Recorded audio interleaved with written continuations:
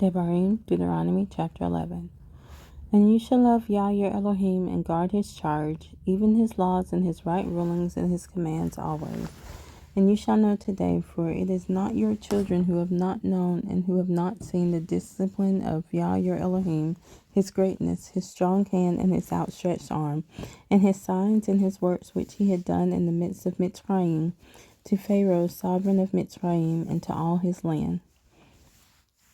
And that which he had done to the army of Mitzrayim, to their horses and their chariots, when he made the waters of the sea of reeds overflow them as they pursued you, and how Yah has destroyed them to this day, and what he had done for you in the wilderness till you came to this place, and what he had done to Dathan and Abiram, the sons of Eliab, son of Reuben, when the earth opened its mouth and swallowed them up, and their households and their tents, and all the living creatures that were in their possession, in the midst of all Yisrael.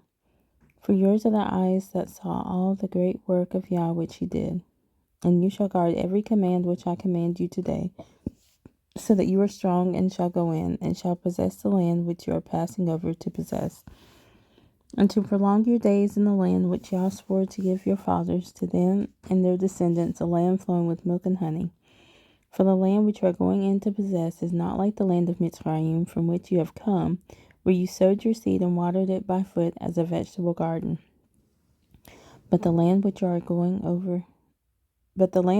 passing over to possess is a land of hills and valleys, which drinks water from the rain of the heavens, a land which Yah your Elohim looks after. The eyes of Yah your Elohim are always on it, from the beginning of the year to the latter end of the year. And it shall be that if you diligently obey my commands which I command you today, to love Yah your Elohim and to serve him with all your heart and with all your being, then I shall give you the rain for your land in its season, the early rain and the latter rain, and you shall gather in your grain and your new wine and your oil. And I shall give grass to your fields for your livestock, and you shall eat and be satisfied. Guard yourselves lest your heart be deceived, and you turn aside and serve other mighty ones and bow down to them. Then the displeasure of Yah shall burn against you, and he shall shut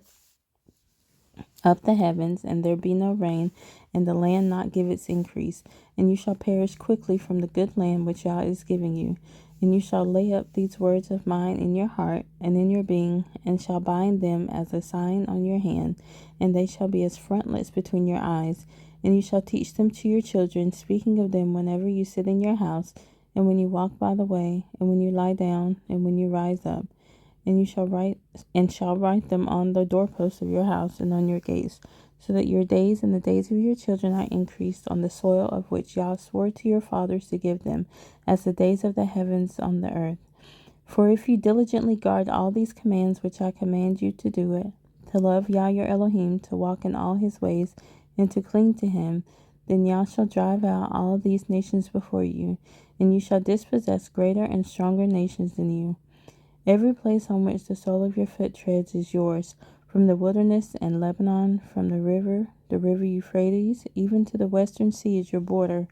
No man shall stand against you. Yah your Elohim shall put the dread of you and the fear of you upon all the land where you tread, as he has spoken to you. See, I am setting before you today a blessing and a curse. The blessing when you obey the commands of Yah your Elohim, which I command you today,